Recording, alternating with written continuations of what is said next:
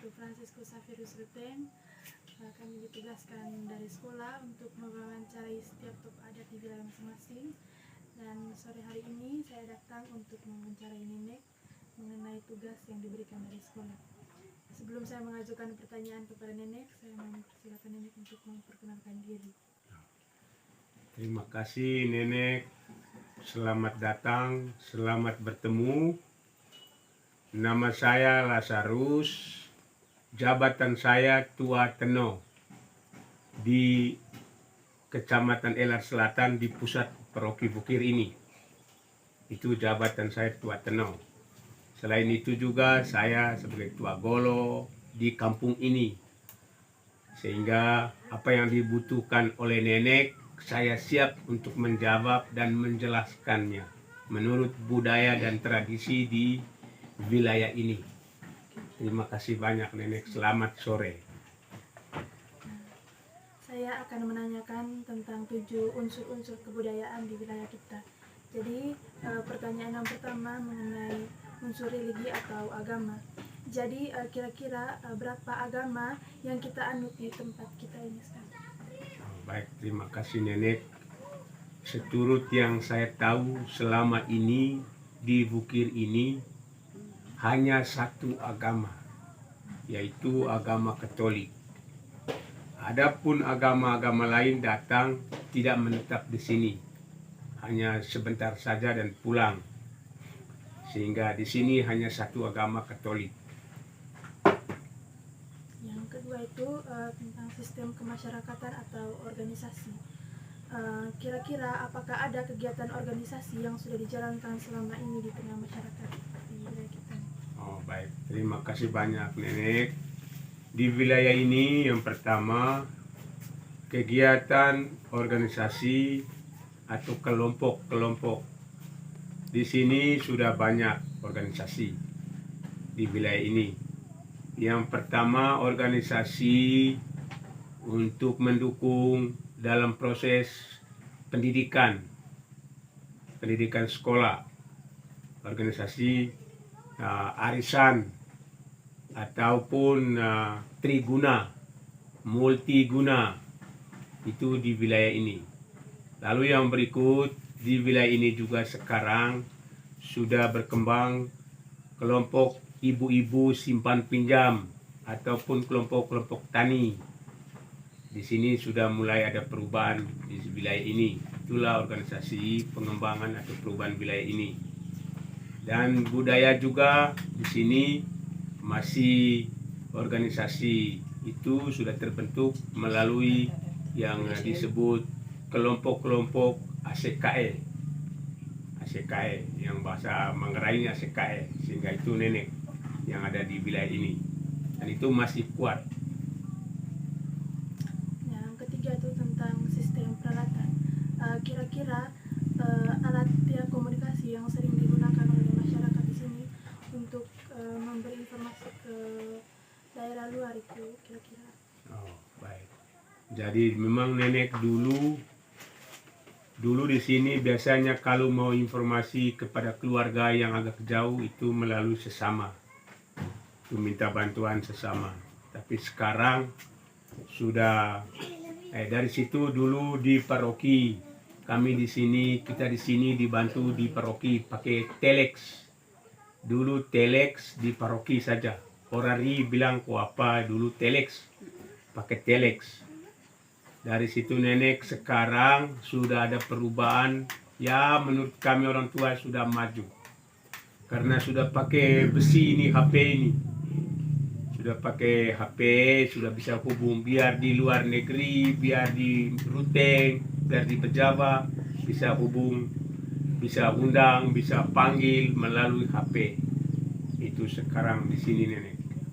Lalu yang berikut, sistem pengelolaan atau pekerjaan.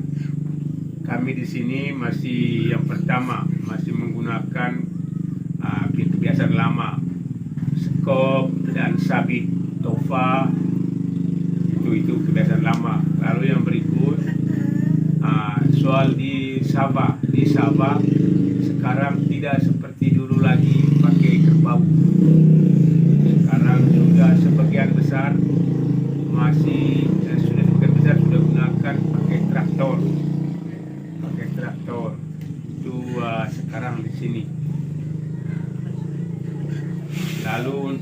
irik dulu pakai kaki, sekarang pakai rontok nenek. Di sini pakai mesin rontok itu, baik jagung maupun padi. Sehingga begitu di sini nenek sistem pengelolaan. Yang berikut itu tentang sistem mata pencaharian di wilayah kita. Oh baik nenek. Sekarang di sini mata pencaharian, kalau dulu di sini pergi ke Soa, ke Pota dulu, habis itu ke Vaisai, Vailengga sekarang, dulu Vaisai, Aimere sekarang. Dari situ dulu itu hanya dengan jual sesuatu, sekarang tidak. Sekarang sudah bagus. Selain pencarian melalui kerja di wilayah orang, di daerah orang, sekarang di wilayah ini sudah terlalu banyak orang membutuhkan tenaga. Melalui tenaga bisa dapat uang. Melalui ini jual barang suatu, kopi, ini coklat, habis itu macam-macam kita punya di sini yang tiap hari itu dibeli, ada orang datang beli, penili, padi, beras, bahkan dedak juga sekarang sudah ada harga. Dulu tidak ada harga dedak. Itu di wilayah kita ini sudah sangat membantu sekali. Yang berikut itu sistem bahasa. Jadi ada berapa bahasa yang ada di wilayah kita sekarang? Jadi di wilayah ini nenek, wilayah kita punya ini, bahasa yang paling kental itu bahasa Pai. Itu bahasa aslinya wilayah ini, bahasa Pai. Karena kita nih duduk di dekat perbatasan, sehingga kita di sini banyak bahasa. Bahasa dari ke wilayah sebelah Kabupaten Ngada ini, bahasa Mapar dan bahasa Berjava. Lalu kita dikelilingi oleh bahasa-bahasa. Bahasa Rembong, itu habis itu Rajong. Sehingga kita di sini sudah memiliki pada khususnya bahasa Pai, habis itu bahasa Rembong, Rajong, dan bahasa Mapar yang di Kabupaten Ngada. Karena kita sangat dekat dengan mereka. Harian, kerja pun pinggir sawah kita di pinggir mereka punya rumah. Sehingga kita ada 4 bahasa. 4 bahasa itu yang menjadi pusat di sini. Sedangkan bahasa Manggarai, Ruteng, Manggarai Tengah itu ya macam tidak terlalu sering. Karena mereka yang datang sebentar. Tapi berapa bahasa ini yang jadi sentral di sini. Karena sangat dekat dengan wilayah kampungnya, daerahnya. Jadi begitu nenek. Yang berikutnya itu tentang sistem pengetahuan. Kira-kira bagaimana pendapat nenek mengenai sistem pengetahuan di wilayah kita? Kalau soal pengetahuan nenek, wilayah kita kalau dulu memang kita di sini ya masih di bawah garis 0 dari segi pengetahuan. Nah sekarang wilayah kita ini kami orang tua sudah bangga karena dari segi pengetahuan hampir sebagian besar sudah keluarga-keluarga sudah memiliki pengetahuan anak-anaknya. Karena di dekat kita ini ada SMP, ada SMA. SMP kita punya ada yang swasta, ada yang negeri. SMA juga ada yang swasta, ada yang negeri. Sehingga melihat dari sekolah yang ada ini dan kami melihat sebagai orang tua hampir tiap rumah memiliki anak sekolah semua. Sudah memiliki sekolah sehingga dari segi pengetahuan itu sudah cukup menurut saya sebagai orang tua yang masih ada sampai dengan hari ini. Sehingga seperti itu nenek, sudah lumayan sekali. Dibanding dulu tidak ada yang sekolah, hanya orang-orang tertentu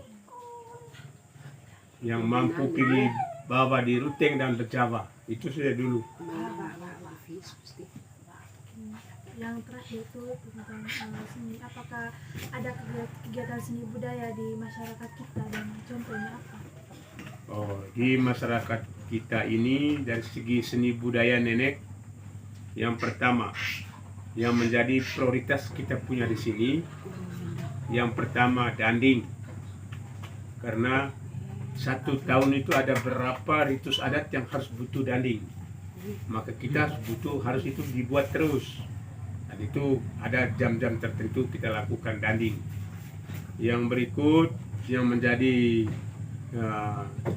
pusat dari seni budaya itu kita punya bata dan sosok dengan danding itu yang hampir 1 tahun mungkin ya puluhan kali kita lakukan dan dihadiri oleh orang banyak ya. Jadi itu yang menjadi sini kita punya seninya itu danding, sosok dan bata.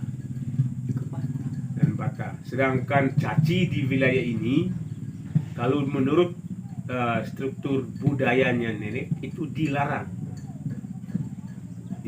karena itu adalah pertarungan sesama manusia.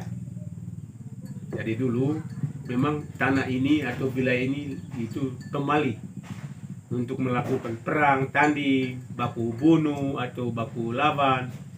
Nah, wilayah ini hanya dengan perdamaian dan lain-lain. Dia tidak boleh melakukan perang tanding. Contoh caci itu sama dengan perang tanding, baku pukul.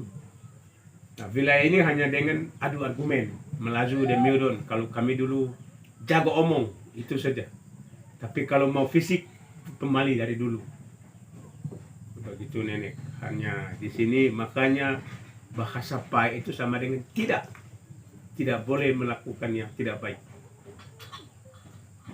Nah, itu nenek menurut wilayah ini. Kalau dari segi seni budayanya itu. Itu di danding itu ada zai, over mandat itu selendang itu yang mama kasih kepada anak muda kasih kepada mama tua, jadi begitu. Jadi itu variasinya. Dia tidak boleh yang anak muda kasih selendang tuh dia anak nona, tidak boleh, itu pemaling. Harus kasih ke mama tua. Sehingga semua tumbuhan tanaman yang sudah umur tua dia masih tunas. Itu menurut tradisi budayanya. Dia masih tunas. Begitu, jadi itu saja nenek.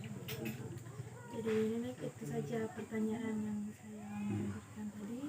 Terima kasih karena sudah membantu saya untuk menyelesaikan pertanyaan. Jadi untuk terima kasih nenek, ini dia punya alat-alat ritusnya itu ada semua di atas. Jadi di wilayah ini juga dulu sekarang ada sanggar budaya anyam piring itu pakai kelapa itu di atas. Di tahun berapa dulu 90 ke berapa. Jadi itu ini rumah adat kita punya di Paroki Bukir ini.